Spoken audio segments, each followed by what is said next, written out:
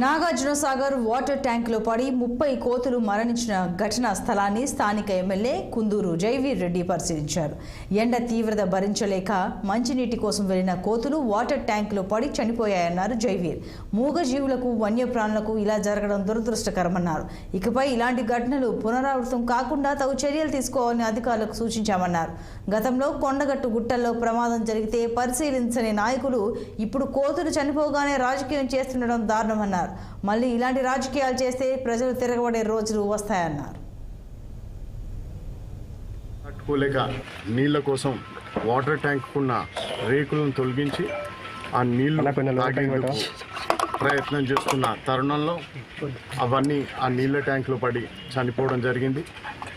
మూగజీవాలకి వన్యప్రాణులకి ఇటువంటి సంఘటన జరగడం చాలా దురదృష్టకరం.